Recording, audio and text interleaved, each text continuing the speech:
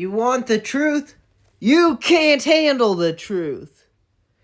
That is essentially what Albert Camus, am I saying that right? I think it's Camus, is saying in his book, The Myth of Sisyphus, about the absurd. And, all his reasonings about kind of creating a logical framework for the absurd, as my lovely co-host previously put it. On to you.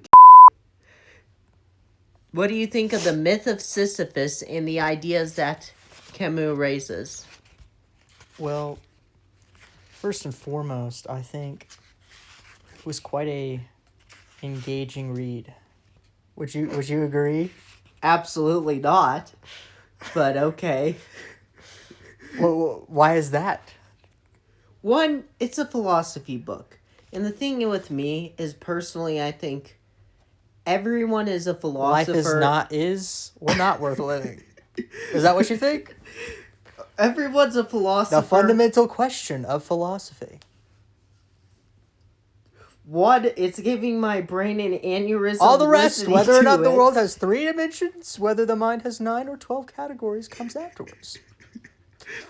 Okay, so now we know you're joking about it being engaging. But the thing is it is not a book that's meant to be engaging. And it shouldn't be. You're supposed to have time to think through what he's saying, as it is a very dense philosophical book. The thing with me is, I think a lot of the ideas presented in most philosophy books are ones that people can come up with, essentially, in their day-to-day lives. You'll have a deep conversation with a friend and then come up with all these philosophical things. You didn't know that there was a book written about them. Yet you figured it out for yourself. And I think that's the same with a lot of people. They just figure out what they believe. Yeah, I often think of myself as a great philosopher while I'm sitting on the toilet. So, it always works out. Yeah, my jokes are a little dull today, but, Today, so they're usually a bit more off to the punch. I have no idea what I'm saying. Absurd. Ha ha ha. Okay, but yes, this discussion is about absurdism, and basically what I'm saying for a few good men, I believe was the movie. Why I was quoting Jack Nicholson from that movie is because there are some scenes in Camus' things that is like, okay, do you believe? Well, the truth has no reason, and the truth has no intrinsic logic to it, and that therefore leads into the absurd. Is that what you gathered from it? Sure. What do you gather from the book? Be serious for our audience here. I know you have deep thoughts, so stop acting like you're stupid. I'm not just stupid. I'm absurd. It's absurdly stupid. Anyways, clearly our co-host forgot to take his meds earlier today. I apologize for us. But it's all right. There's some interesting points, but I would disagree some fundamentally about a lot of his reasoning, as, it is not about absurdism itself. It's about how people go into the style of absurdism. Does that make any sense? How people they find themselves at the precipice of the absurd. Actually, yeah. Yeah. I do disagree in some of the things while he was discussing faith earlier and religion. He discussed the existentialism of religion as a philosophical suicide. But I don't necessarily agree with that, as I think that you can still, under being religious, which yours truly actually is, I still intend to read books in order to gain new perspectives and philosophies on life. I still try to learn, so I don't think it's automatically a philosophical suicide. For some people, I could see the idea, but not for a lot of others in the population.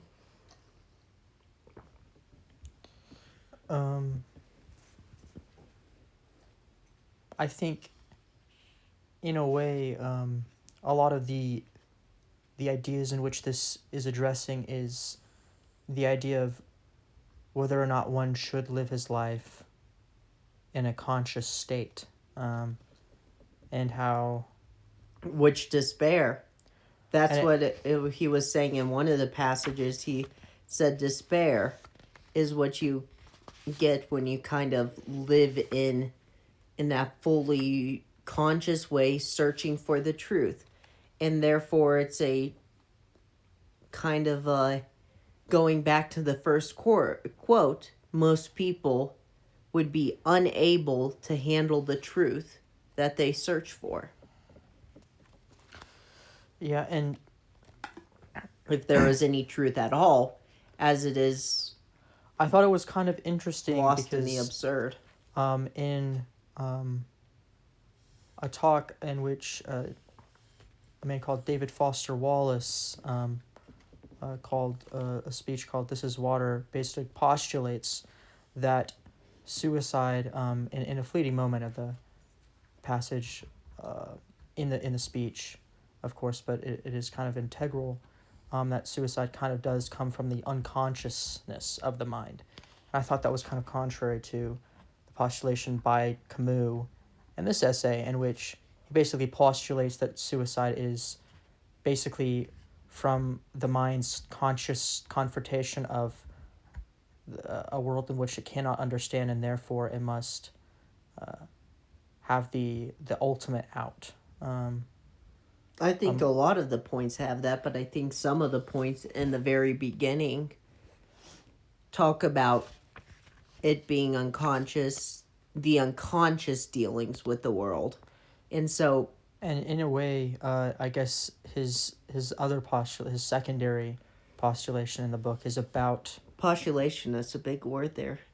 Good to see you're always improving your vocabulary. I try to keep on top of it, yeah. I choose to read one word a day. That's my ultimate goal, yeah. But one word a day, yeah. So 365 days in a year. One word. Words in a year. So, wait. Did it take you an entire year to read that page? Those pages? Time's all relative, man. Yeah. It's only what makes it up in my mind. That's the true understanding that you realize. But to go back on the what was postulated between. But it's also a secondary postulation that, an unconscious state of, whether it be not necessarily through a God, but it could be through any other state of daily monotony of living through escaping into the trappings of a mind is in essence of what he described as the philosophical suicide. It is akin to that of leaping from the building of one's mind. I think every single person is doing it, and to some degree. In his case, he is leaping to the absurd. He is leaping into his own conclusion, which is that, okay, it's located in this absurd, as he needs to find peace with something within himself. He is, therefore, I think, a victim to what he calls a philosophical suicide in his own way, as no one can know the conclusion.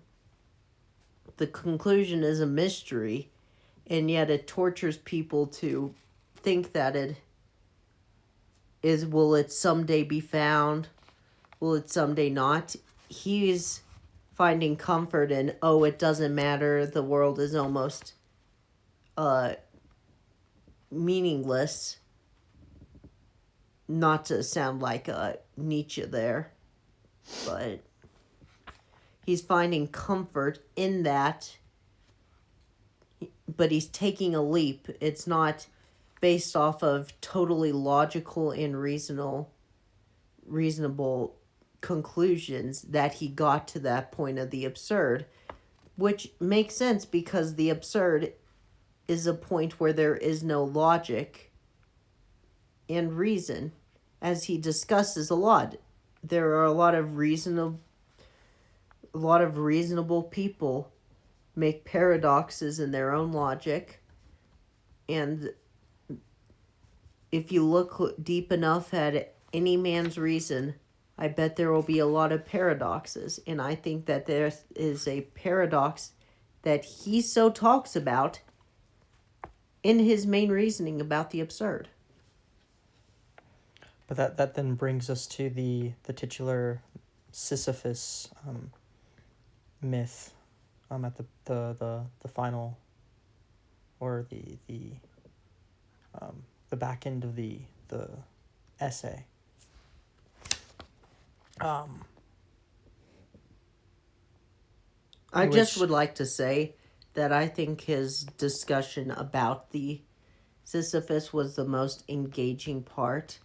For a lot of it, it could be just said, I'm not smart enough to handle it, even though I think I definitely gave a solid effort in trying to, and I think a lot of it rehashes the same points, and I think it could have been better formatted as an initial summary of the ideas and then the evidence that supports those ideas following it up, instead of the evidence and instead of most of it being the same ideas with just different points of evidence dispersed throughout.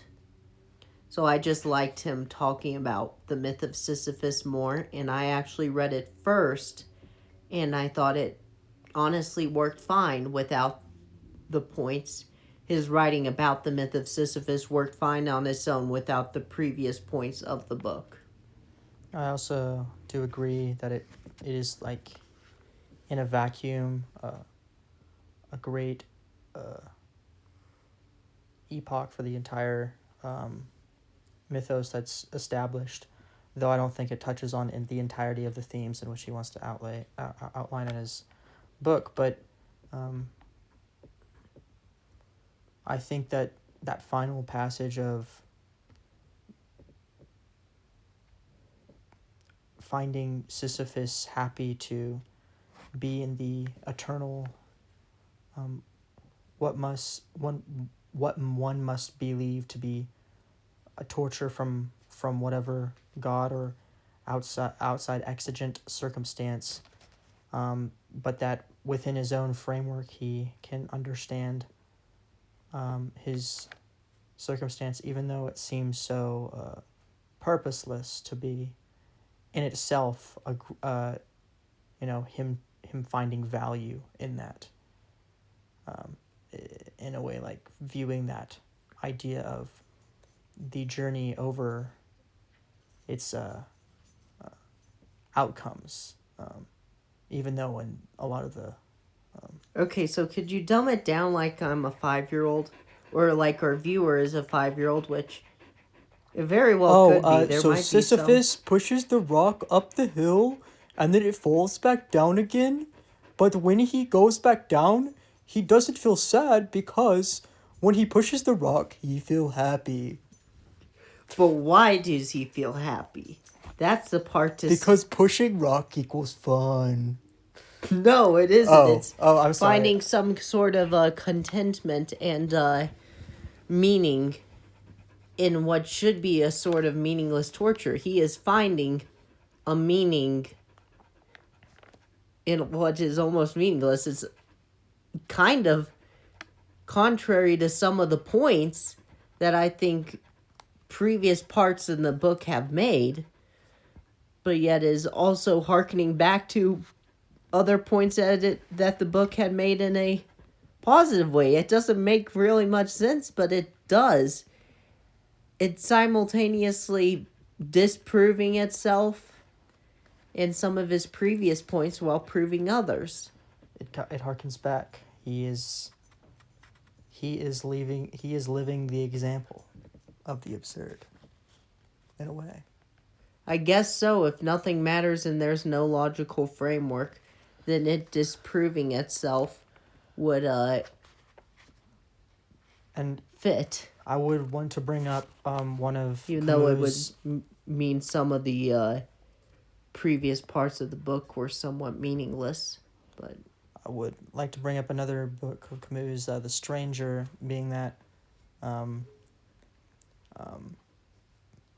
that it contains a lot of the thematic elements of absurdism in the story, and is basically about a man who has lost all concept of purpose in his life or understanding of the world, and it leads him down into basically murder. If spoilers if you haven't read it. which I have not. Hey, So thanks a lot. I had it on my to read list, but I guess not now. I think you'll find it quite interesting, even with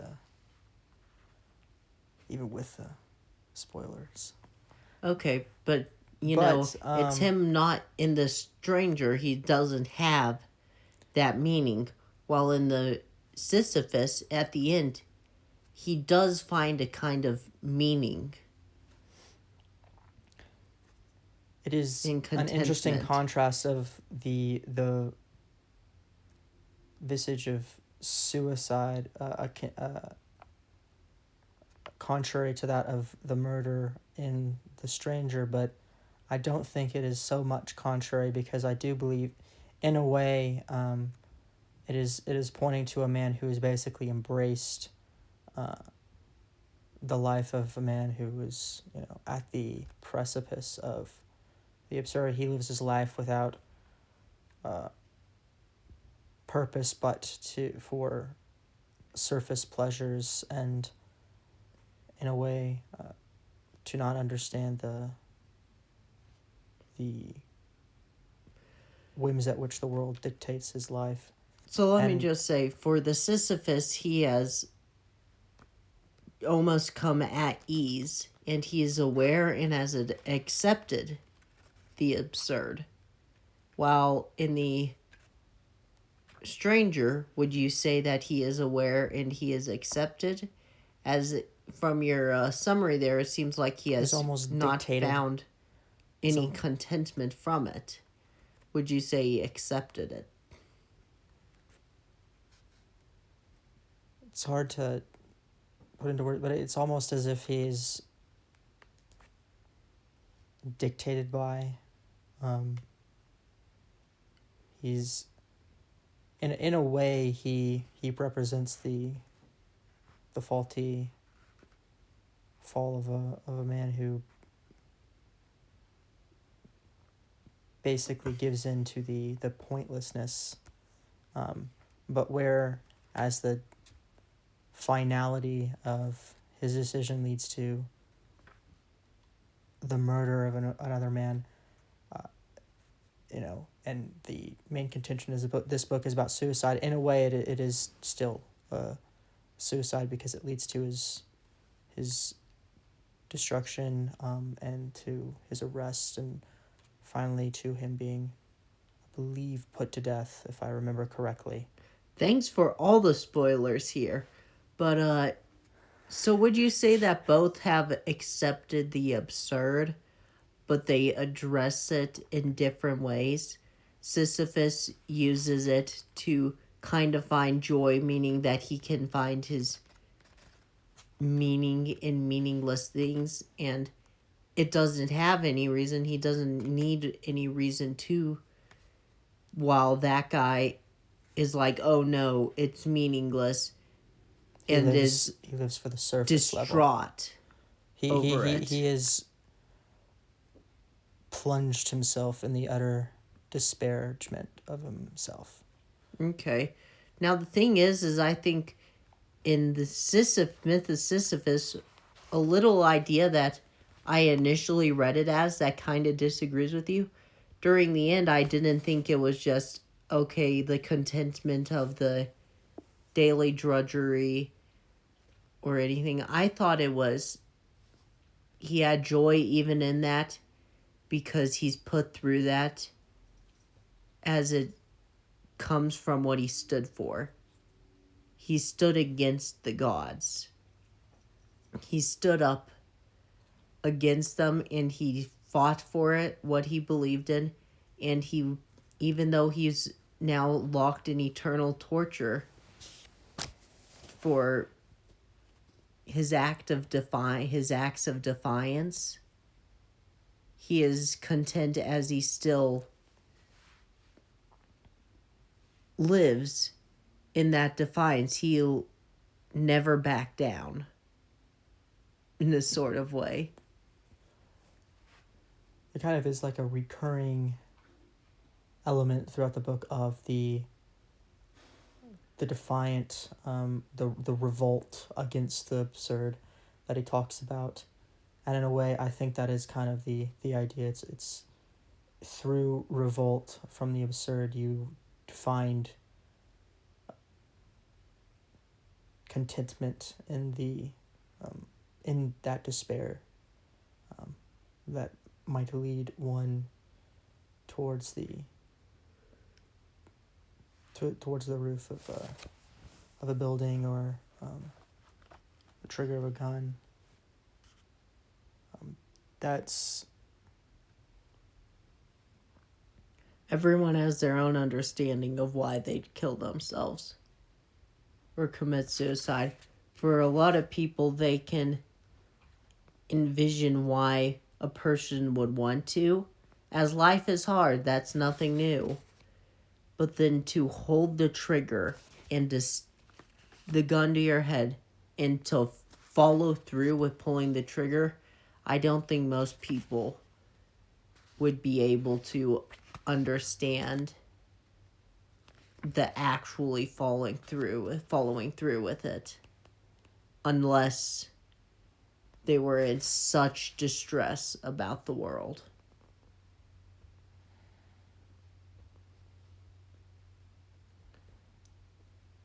What do you think regarding that?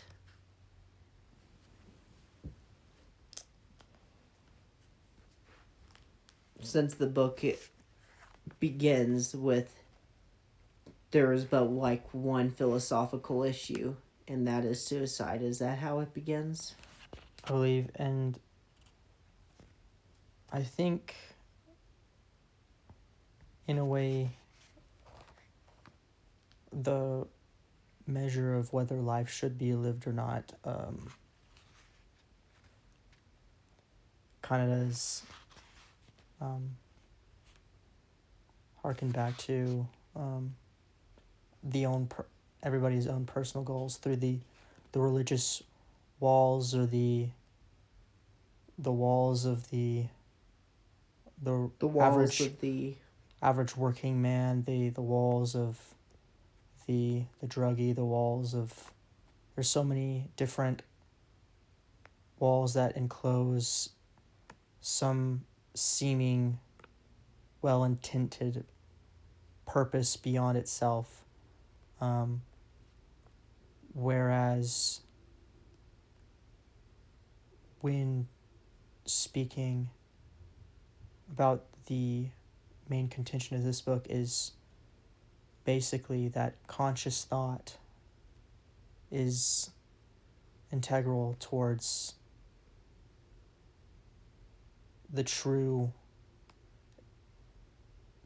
existence and living, and in a way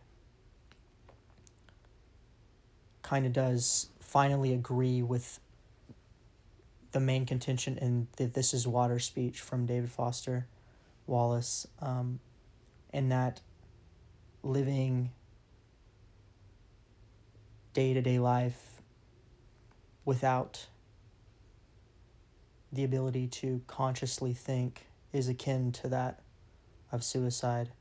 But on the other end, being conscious comes with so many difficulties and struggles that one must face, but through that they might find a great and satisfying peace. Just saying, didn't David Foster Wallace kill himself? That is in fact commit true. suicide? So then the figurative suicide, which would be caused by the lack of conscience, well, in this, his conscience led him to commit a literal suicide. And that is where it encompasses it all, unless of the fact of unless there is an afterlife, as it would be not just a figurative suicide, as therefore he's removing his conscience, but he's removing his body as well. And so any point of any joy he could help generate in the world, any meaning he could find, is no longer exists. And that's where my final main contention with this book is that at the end of the day, the suicide that is talked about, every suicide mentioned in this book, every single word of suicide is a philosophical one. Because truly, to understand the realities of suicide in the real man is to not understand their thought at all.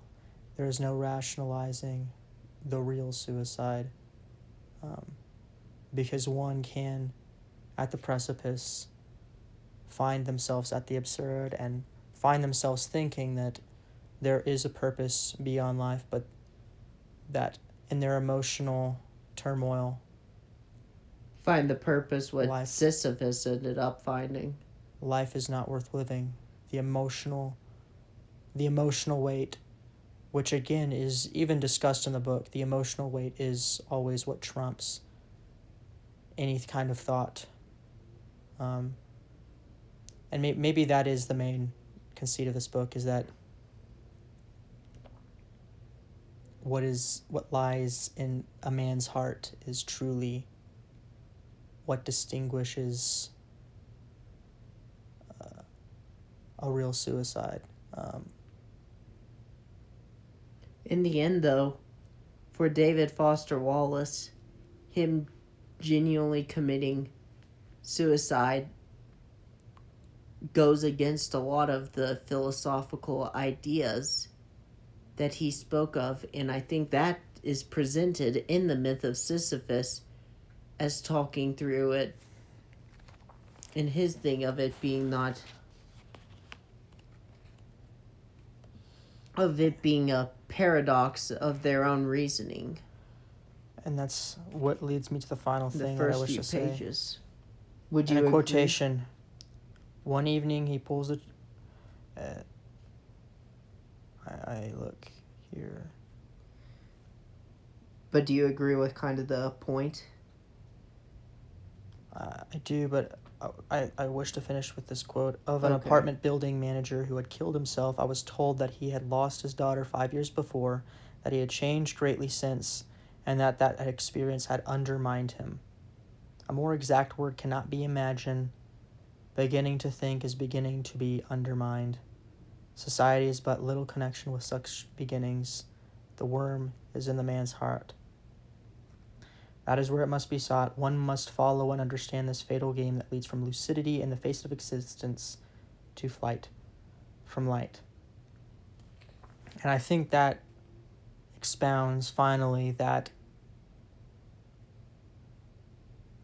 even through thinking, even through understanding, even through the reading of this book and understanding the philosophical nature, the great fight against the world of the absurd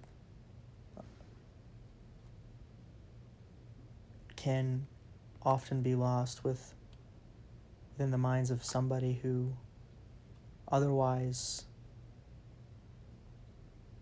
had great philosophical understanding.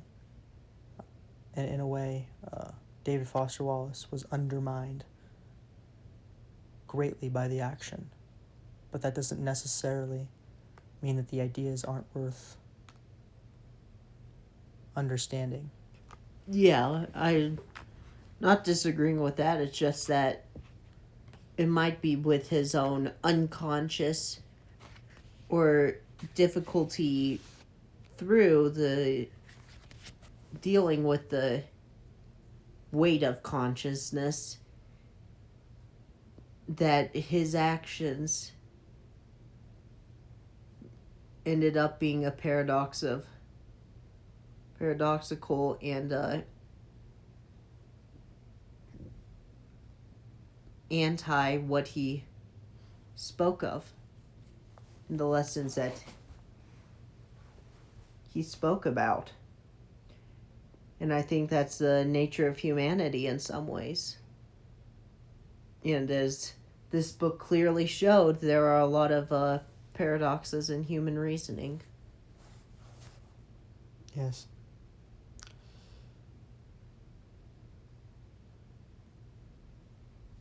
Including some in the very own book, in my opinion.